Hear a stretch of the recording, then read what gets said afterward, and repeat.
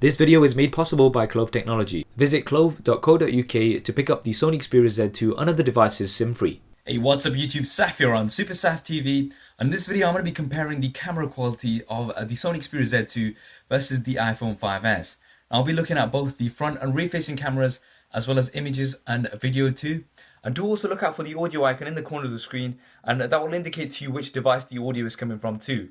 So we're currently indoors and we've got some good light. We're using the front facing cameras on both devices. One thing to bear in mind straight away is that the iPhone 5S films at 720p from the front facing camera, whereas the Sony Xperia Z2 films at full 1080p from the front facing camera. So you may notice a difference straight away. Well, anyway, let's head outside. It's a great day, so do hit that thumbs up button and let's head outside and give the rear facing cameras a test too. Okay, so we're now outdoors and we've got some great light here today in Leicester. It's an absolutely beautiful day, which is quite a change actually to see here in the UK. And this is the sort of quality that you can expect from the rear facing cameras. Now we are filming at 1080p on both of these devices with the rear facing cameras, and this is the sort of quality that you can expect. Now here are some close-ups with 1080p, so we've got a bit of variation in color here. And we're still filming at 1080p on both of these devices. Now one thing to bear in mind is that the Sony Xperia Z2 does also film in 4K, so right now we are filming in 4K on the Sony Xperia Z2. Now although this video is exported out at 1080p, the advantage is that you can either scale down or you can also crop in to the image, so you can crop in and get lots more detail because of that 4K recording. Alright, so now we're indoors in relatively low light and we are using the Sony Xperia Z2 just to test the autofocus out, and it seems to be doing pretty well. I don't think you can touch the focus to focus into your particular subject. It is autofocus here. When I'm touching, I don't seem to be getting any response, so that's something to bear in mind. Okay, now we're in the same lighting on the iPhone 5S, and this is the sort of quality that you can expect. The autofocus is pretty good, and you can touch the focus if you do want to force focus on anything in particular, and that also works pretty well, and you do get some feedback on screen for that as well. So we've had a look at some videos, now let's have a look at some images. I'm going to mix this up slightly and make it a little bit different to what we usually do. I'm not going to put the labels on up until later, so that way you can decide which one you think is better, after which I will reveal the labels, so you can pause the video and decide which one you think is better, and I'll be mixing these up. Now this is mainly to give you a better idea of which one is better before having any sort of bias or influence to your particular preferred brand. So starting off with a selfie using the front facing cameras on both of these devices, you can see that the left hand side is a wider image, so you're capturing a little bit more in the wider angle image on the left hand side. The right hand side image is a little bit softer. Now some people may prefer this because it smooths out some of your skin, and they may prefer this a little bit on the right hand side, but I do definitely prefer a sharper image. As you can see from the stubble, there's a lot more sharper detail on the left hand side image. Now to do the reveal, who wants a drum roll? It's the iPhone 5S that's on the left hand side, and I would say I do prefer the iPhone 5S on the left hand side because of that more detail. Now moving on to an outdoor image in good light, so we've got some flowers here. I think both are doing a great job on here. On the left hand side you've got a bit more vibrance on here. You could possibly say that the tones on the right hand side are a bit more true, but that will come down to personal preference. I think both are doing an absolutely great job. And just to do a reveal here again, we've got the Sony Xperia Z2 on the left hand side this time and the iPhone 5S on the right hand side. Now one thing to mention is that the Sony Xperia Z2 does have a 20.7 megapixel sensor compared to the iPhone 5S, which has an 8 megapixel sensor.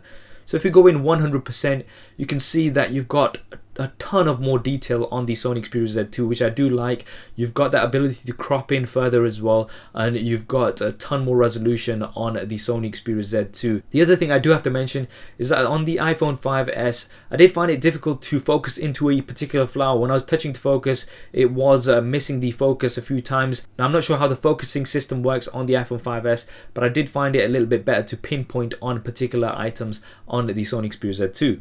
Now moving on to an outdoor wide shot, I think both are again doing a great job here. You've got nice colors, nice detail on both images. You've got slightly cooler tones on the left hand side, slightly warmer tones on the right hand side. And to do the reveal, we've got the Sony Xperia Z2 on the left hand side and the iPhone 5S on the right hand side. I think both are doing a good job here. You've got a little bit more vibrance once again on the Sony Xperia Z2.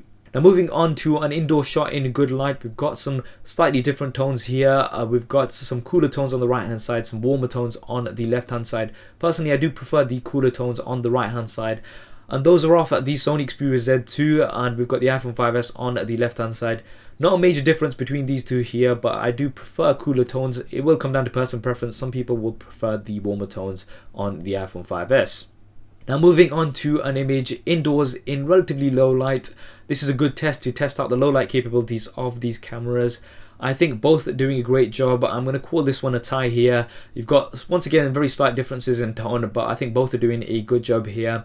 And to do the reveal, we've got the Sony Xperia Z2 on the right hand side and the iPhone 5S on the left hand side. Which one did you think was better? Now finally, moving on to an image indoors in low light using the flash. So now this is a good test of the flash. I think it goes without saying that the right hand side image is much better.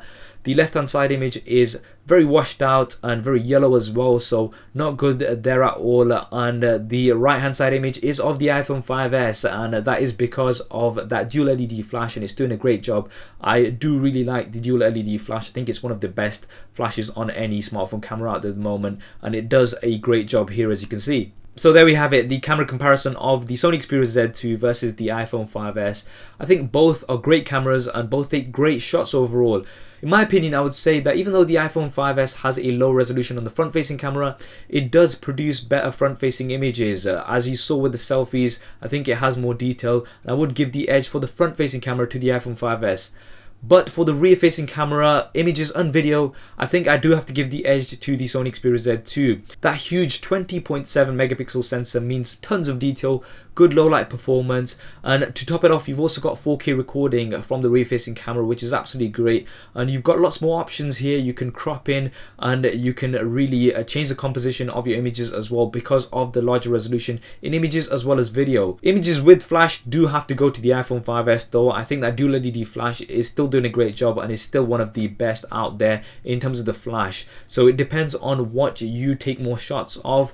That's what I think anyway. What do you think? Do drop me a comment below and let me know your thoughts. If you want to see more images from both of these devices, then do go ahead and give me a follow on Instagram. I'm at SuperSaftTV and I post lots of images from lots of different devices, so do go ahead and check that out. I hope you enjoyed this video and found it useful. If you did, as always, please do hit that thumbs up button for me. It really does help me out. And why not subscribe to the channel? I've got plenty more content coming up on here. Thanks for watching. This is Saf on SuperSaftTV, and I'll see you next time. If you want to see more regular videos like this one, then be sure to hit the subscribe button, which will be below. If you're on a mobile device, it may be somewhere else. If you want to see my previous related video, then hit the link right here. If you want to stay in touch over Facebook, Twitter and Google+, then all of the addresses will be there somewhere, as well as direct links in the description below. Okay, if you're still watching, then that means you've not done one of those things, so you know. Yeah. Anyway, I'm just gonna go downstairs. See. Okay. There isn't really a downstairs. Anyway. So yeah.